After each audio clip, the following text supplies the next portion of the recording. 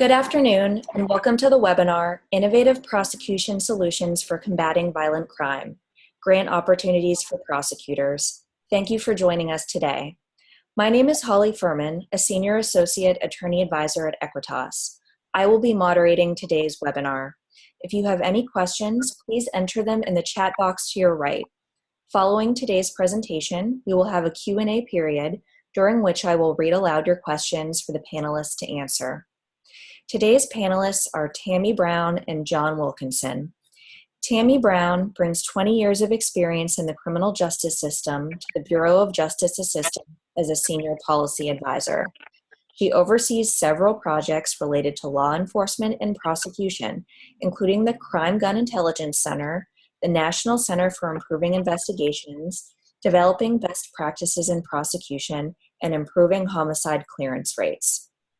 John Wilkinson is an attorney advisor at Equitas, where he conducts trainings, provides consultations, and oversees training and technical assistance for Innovative Prosecution Solutions grantees. John previously served as an assistant Commonwealth's attorney in Fredericksburg, Virginia, where he prosecuted a wide variety of violent crimes, including sexual violence, intimate partner violence, homicide, and firearms and drug-related offenses. I'll now turn it over to Tammy. Good afternoon, everyone. As Holly indicated, I'm Tammy Brown, and I'm a Senior Policy Advisor with the Bureau of Justice Assistance. And my agency provides grant funding directly to law enforcement as well as prosecutors and other criminal justice agencies throughout the United States. So we really wanted to take this opportunity today to make sure that prosecutors were aware of funding opportunities that will soon be available to them. In particular, we really wanted to highlight our Innovative Prosecution Solutions for Combating Violent Crime.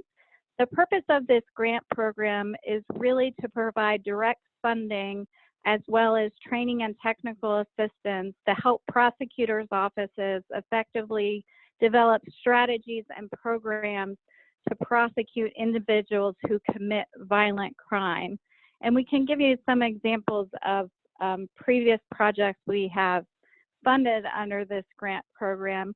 But this year, it's also going to be a little bit different. Congress recognizing, how heavy prosecutors' caseloads are, and really understanding that often prosecutors' offices lack the critical staff support and updated technology to handle those caseloads. So this year we will also be accepting grant applications with proposals that incorporate technology to help with intelligence, analytics, case management, and really anything that can contribute to helping you all fight crime using innovative approaches and other technology to support your efforts. So this year we will have a total of $6 million that will go directly to local prosecutors' offices. It also includes Indian tribes and anybody that is a physical agent for a prosecution agency. So the projects the duration of the grant is 2 years, so 24 months. The funding this year will be up to $340,000 per grant, and we anticipate funding 18 of them, which is a pretty big increase from previous years. And again, it can be anything that helps you combat violent crime.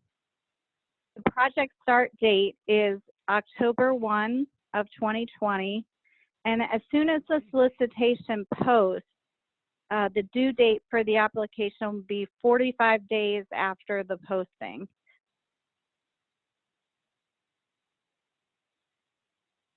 So in addition to the Innovative Prosecution Solutions, I also wanted to just be able to provide you a laundry list of other grant applications that are available to prosecutors' offices.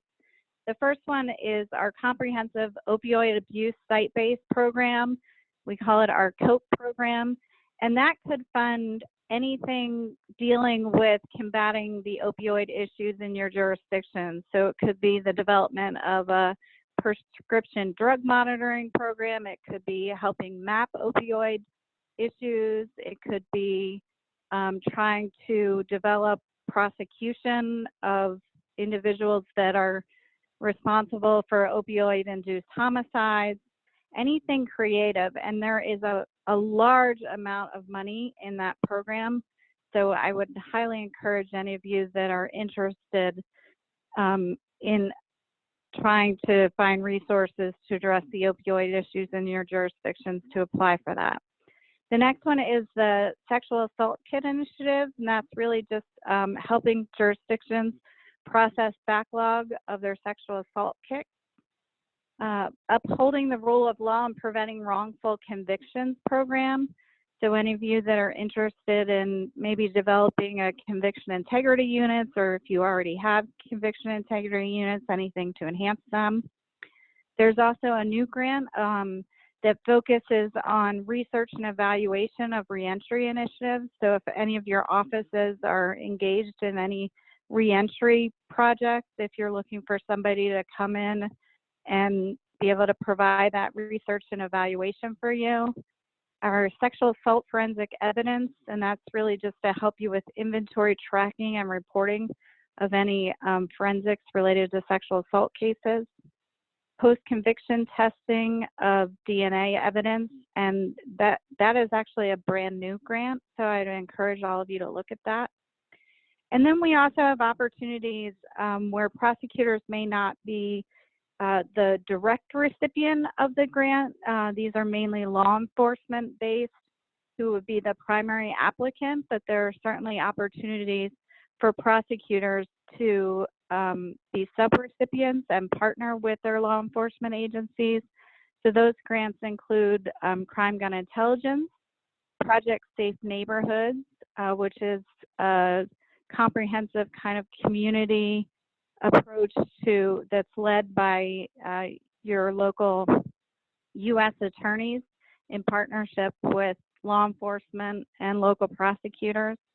Obviously, body-worn cameras.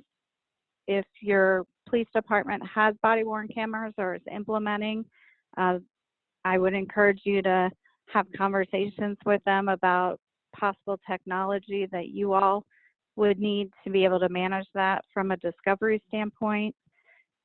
We have the Ed Byrne Memorial Justice Assistance Grant, which is a formula-based grant that's given to all of our states based on your crime levels. And that is run by your state administrator. And then they put out solicitations that you all would be eligible to apply for. Community-based crime reduction, adult drug court, and then enhanced collaborative model task force to combat human trafficking. So it's really that funding is to develop local task force that certainly prosecutors could participate in. Another great resource is victim services. So there is a lot of grant funding in the Office of Victims of Crime. And then I have listed other victim-based grant opportunities that include money for transitional housing, legal clinics, enhancing community responses for young victims, law enforcement-based victim specialist program. So that's really embedding victim specialists within your agencies. There's also funding through the Office of Violence Against Women. Again, more transitional housing assistance grants, grants related to sexual assault services, domestic violence, dating violence, and stalking. So as I'm sorry, John, I was going to hand it off to you. So any grantee that receives an award through the Innovative Prosecution Solutions also has the benefit of receiving training and technical assistance So our current provider for that is Equitas. So I'm going to now hand it over to John Wilkinson, who explains a little bit more about their role in this project and what they can provide if you are granted Thanks, the award. Tammy. Thanks. So this is John Wilkinson with Equitas, and we're the lead training and technical assistance provider for the Innovative Prosecution Solutions grant.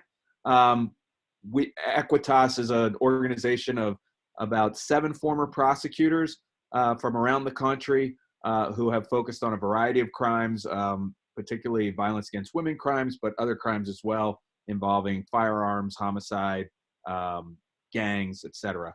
And so we're here to assist every site that is awarded a grant with anything they need to help them be successful on that grant. Equitas also has additional training and technical assistance partners to meet the needs of the offices in the field. We also partner with RTI International out of North Carolina, and they are a fantastic partner that supports research, data analytics, data management, things like that. They are very helpful on social science research. They support many of the current projects we have. We currently work with about 31 different sites, which have about 33 different projects. So a couple of our sites have more than one Innovative Prosecution Solutions grant. So if you are a site that currently has a grant, you can apply for another grant and you may be granted. One of our sites applied for a grant that continues or builds upon some of the work they were doing with their initial grant. And another site just has 2 grants that are related to different projects, but both projects are great projects that they're working with. In addition to RTI International, we also work with the Prosecutors Center for Excellence out of New York, and they bring a ton of experience and knowledge, and they work with prosecutors' offices around the country to provide them with sort of best practices related to the prosecution function, from everything from office management down to the latest violent crime strategy that might be going on in the field. So they're a great partner. And we work with other associates as well to support prosecutors around the country in these projects. And technically, you don't have to have one of these projects to reach out to us or RTI or the Prosecutor Center for Excellence for help. We look to help everybody, and it's sort of part of our mandate to help everybody who reaches out to us. So please feel free to reach out to us, whether you are awarded a grant or not. We will do our best to help anybody who has an issue going on in their jurisdiction that they're looking for guidance, advice, resources, etc. We don't have the answer to everything, but we probably know someone who does. So please feel free to reach out to us, regardless of your status as a grantee recipient. So some of the things that we typically do with our sites, we're just, again, trying to support your project or whatever it is you're trying to accomplish with the grant in the best way possible. So there are certain grant requirements that you are required to fulfill, and we help you navigate that if you have any questions. Many of the sites we work with are very experienced grant recipients and can sort of navigate that themselves. Others need a little more help, and there are a lot of resources at BJA and with the federal government to help you with navigating grant requirements. And then if you are awarded a grant, you'll go through an orientation process regardless. So there is assistance available. If you have any issues with it, we help you with that. We also try and connect grants with our grant sites with training that is relevant to their grant. So if your site is trying to bring on a dedicated prosecutor that will be dedicated to a particular issue related to gang violence, or it could be related to social media investigations, or it might be a gun prosecutor or a NIBID prosecutor, the National Ballistic Identification Network that folks work with. One of our sites does that. We can connect you with training that is available on that site. Sometimes we provide training to the site by either coming out there or providing it virtually. We also host webinars that are on pertinent topics to many of the projects that our sites are working on that you can watch live or watch a recorded webinar after the fact if you weren't available for the live webinar. We do peer-to-peer sessions with our sites. Many of our sites are involved in activities that relate to what other sites are trying to accomplish. So we have a number of opioid sites that engage in social network analysis. The idea that we're going to look at an individual who may have suffered an overdose, and through our investigation, we're going to try and connect them. And it might be parts of social media investigations. It could be part of the criminal investigation. It could be somebody who was on scene when the overdose occurred. It could be somebody identified by a person who survives an overdose. It could be information that was found on their phone. And we're just connecting the dots. And what is their connection to this individual over here? I see that they have a connection to an individual through Facebook that is also involved in some criminal activity. So they do a lot of that. And our peer-to-peer sessions connect those sites that are doing robust work in social network analysis, say, to a site that is interested in beefing up their ability to do that kind of work. And we have a meeting, and they connect and share their experiences and how they go about it. And so that's proven very valuable for the different sites. A lot of the sites are working in close collaboration with law enforcement, which is not like a particular new innovation, but they do it on discrete issues, and they do it so well that we try and share their experience with one another, or we try and give them the training that will support the collaboration and close contact, and just look out for certain issues that might result from that close collaboration, whether it's liability issues, whether a prosecutor is going to give up their absolute immunity by working closely in an investigative capacity with the police. They still have qualified immunity to protect them, but that's just something to be aware of. We also do a lot of training on prosecution strategies. A lot of our sites have various projects focused on gun violence, gang violence, domestic violence, human trafficking. And so there are a lot of legal strategies that are very helpful, and we try and help them out with that. Some of our sites have research partners to evaluate the efficacy of their project, and we have training to help them with that.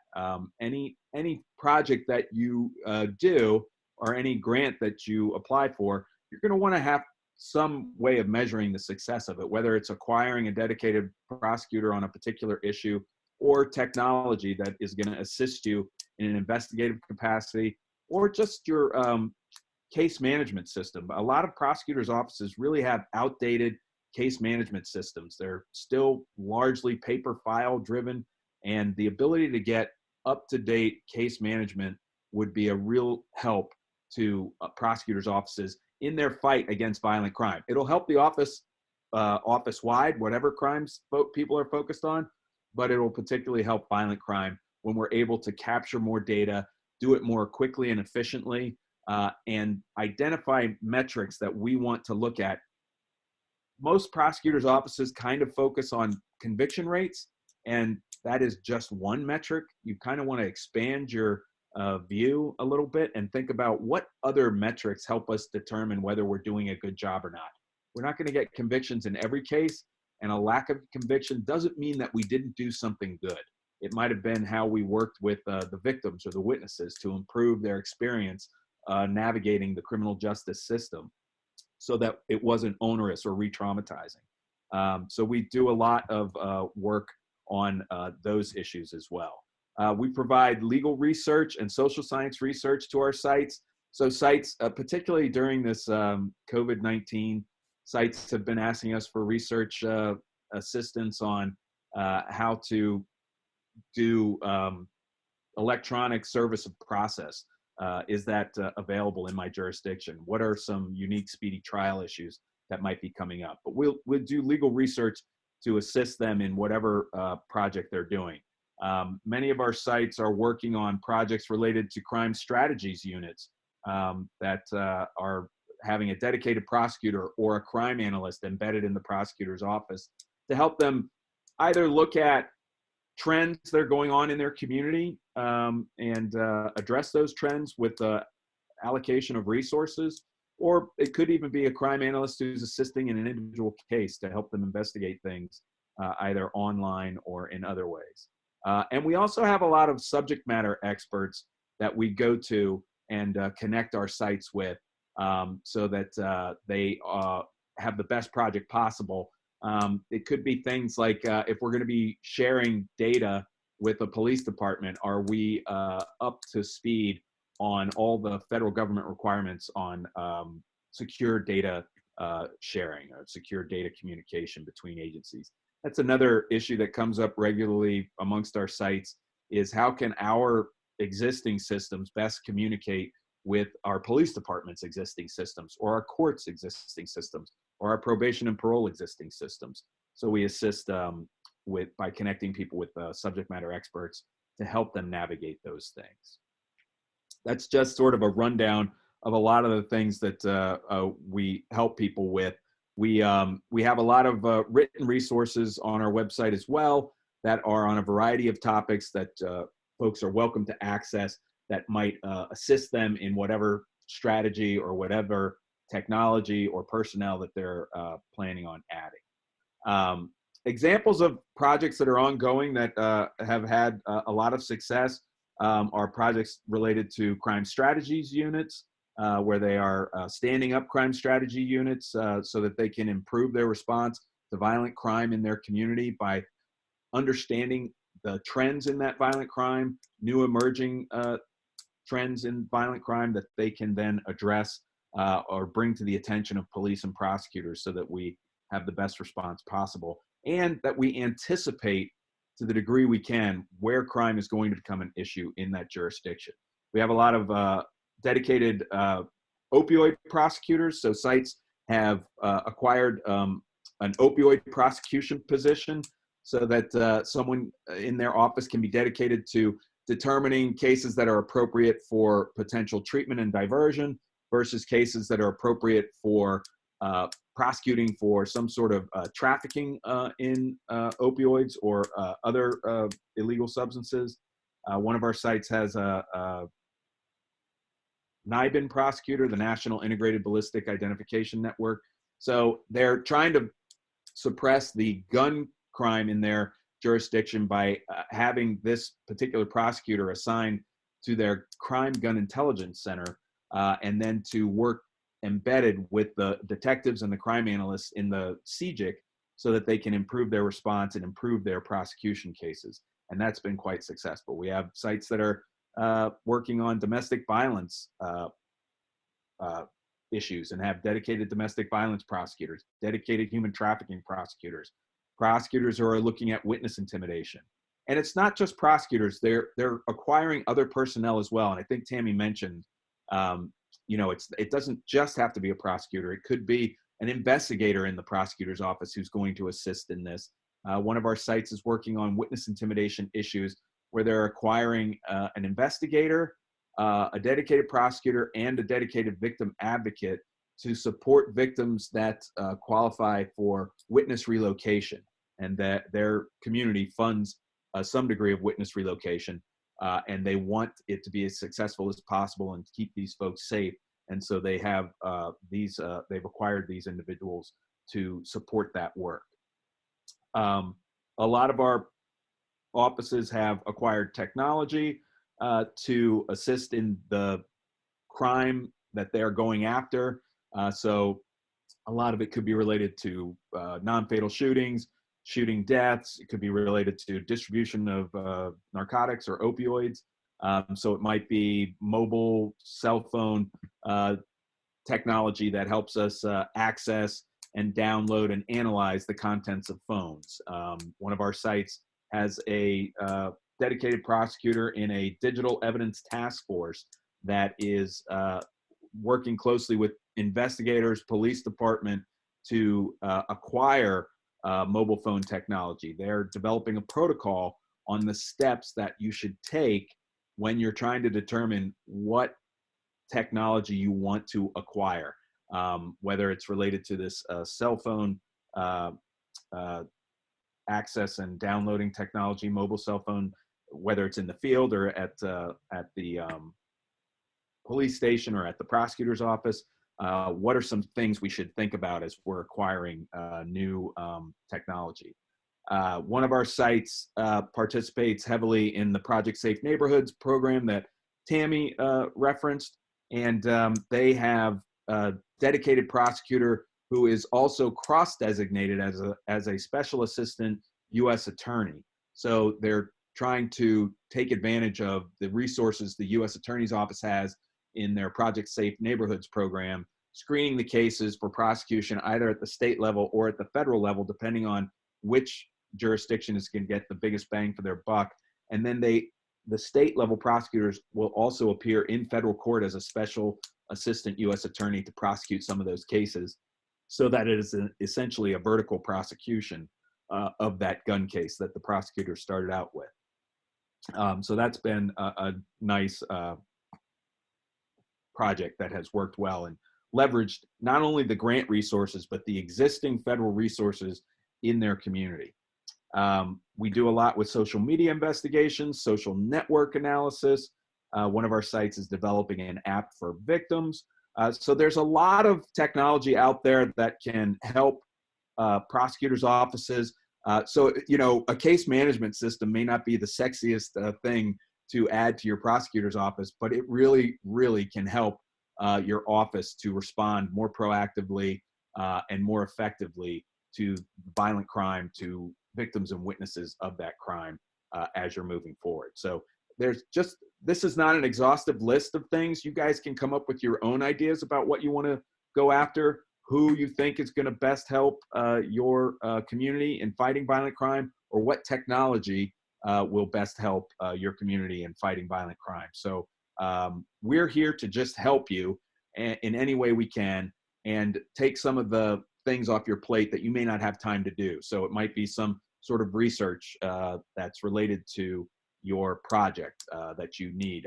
We're looking to maybe acquire personnel on this topic. What should this individual know about that crime issue? Who are we looking for? What skills does a crime analyst, or should a crime analyst have, if we're going to acquire one for our office? We also assist our sites in staying on target with their project. So whether it's just creating a simple timeline that, hey, by X date, you really want to have announced this position that you're looking to add, and by Y date, you want to have conducted interviews, and by Z date, you want to have made a hiring decision, or acquisition of technology. We want to send out an RFP, you know, a referral to different folks, or just have we looked to see what our jurisdiction requires us to do. Can we hire somebody based on interviews, or are we required to go through a referral process and make sure that it is a public process that folks go through before a decision is made. So we're here to assist you on any of those decisions. And if you have other benchmarks that you want to employ, we'll help you develop an action plan and performance metrics if that is relevant to your project, which is always a good idea to make sure that you're staying on target during the 2 years that you'll have this grant. So that's basically it for Equitas, and hopefully we'll be working with you guys in the future and can help you be successful in whatever your project happens to be.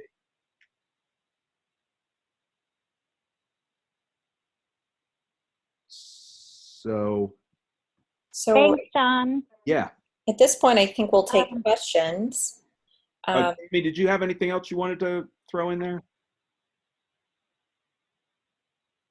No, I mean, we can just open it up for questions. Okay. I did see one question about if you were to hire personnel under the grant. Yes, it is a one-time grant opportunity. So if you hired somebody under the grant funding, it would obviously, you'd have to allot in your budget to fund them for the 2-year period of the grant.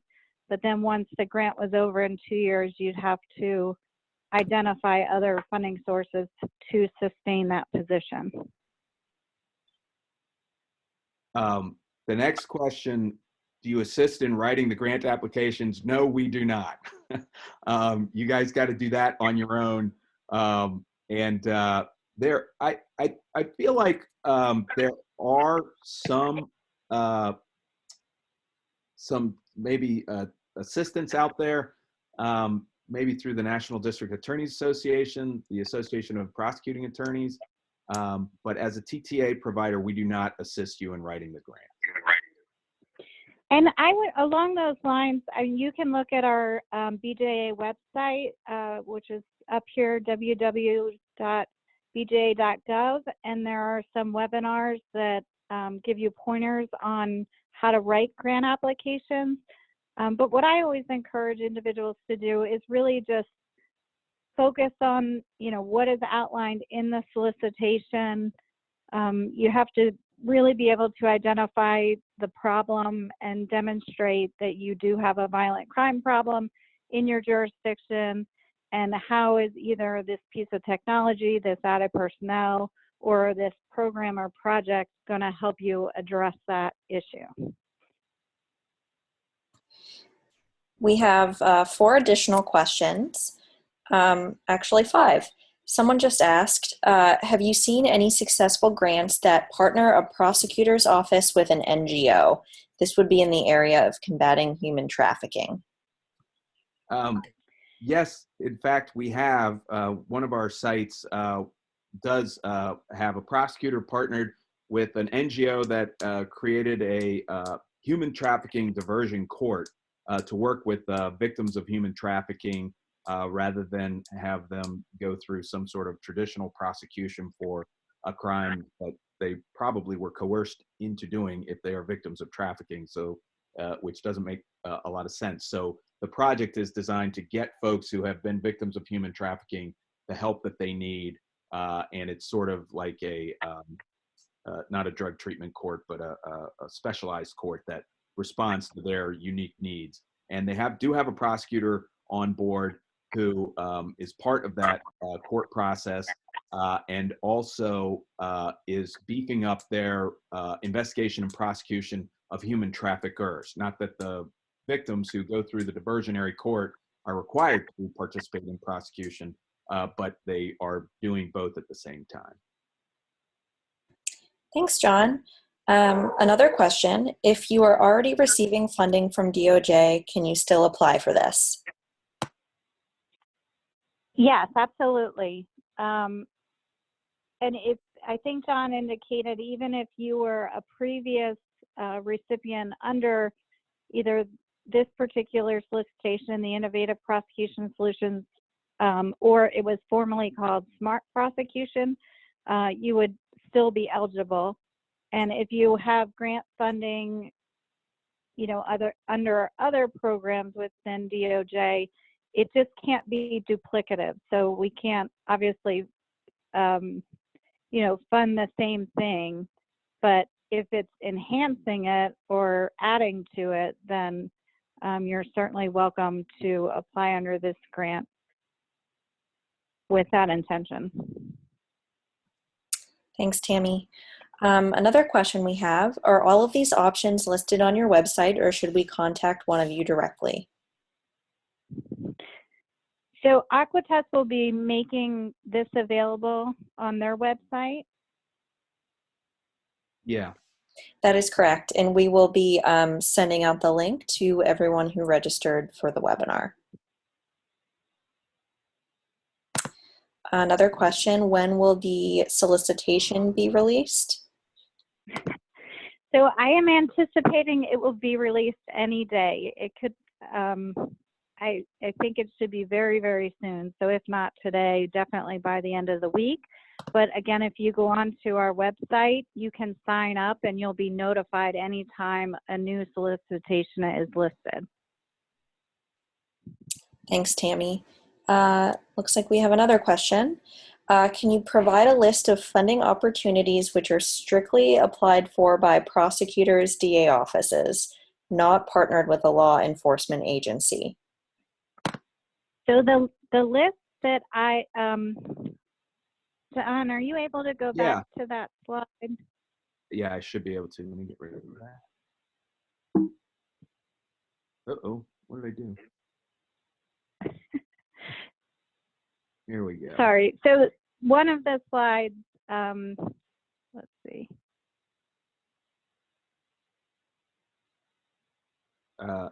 So here's the other ones, right? Yep, keep going. So it's not the additional funding opportunities? Yes. So the first one's listed under the additional funding opportunities are specific for prosecutors, and it was below that are the ones that you would partner with your law enforcement agencies. And then there are also the other host of funding that prosecutors are eligible to apply for directly under the victim slide for victim resources.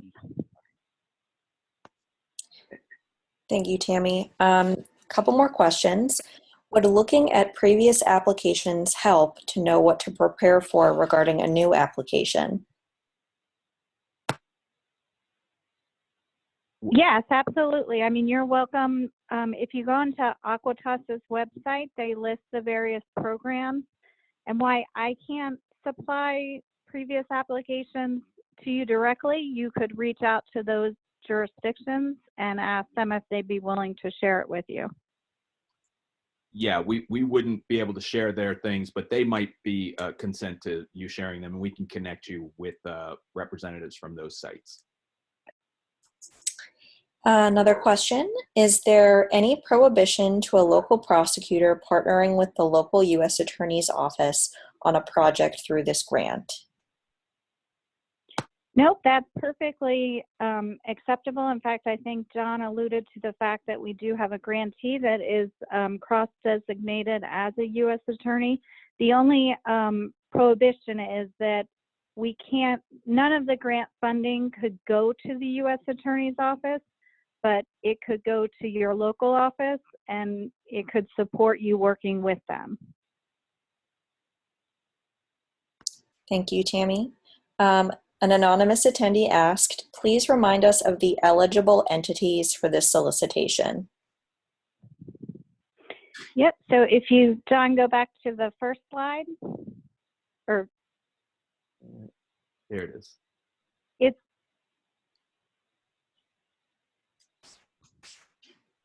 so it's any state, local, prosecutorial agency, or any federally recognized Indian tribal governments that perform prosecution functions, or if you are just the fiscal agent for a prosecutor agency.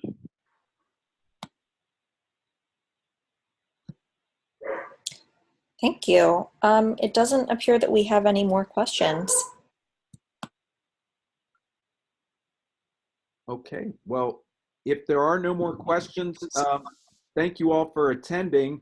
If you do have further questions, please contact us.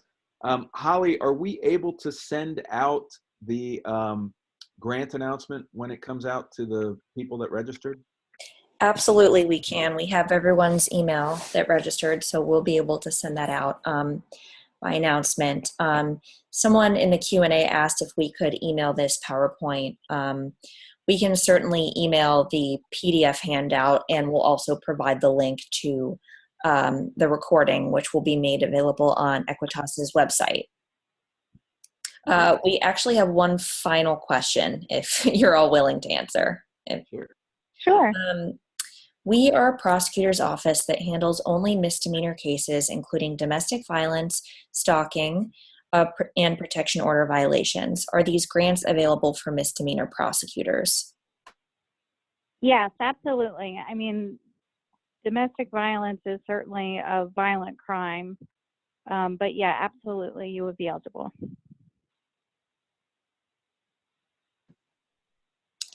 Thank you, Tammy. It looks like all the questions are answered now. Okay. Well, thanks everybody. All right. Well, attending. Go ahead, Tammy. no, I just wanted to, say thank you. And, I highly encourage all of you to apply for this. And, I look forward to receiving your applications. Great. And reach out to us if you have any additional questions or any other needs related to the crimes that you're prosecuting. Thanks everybody for attending. Thank you. Thank you.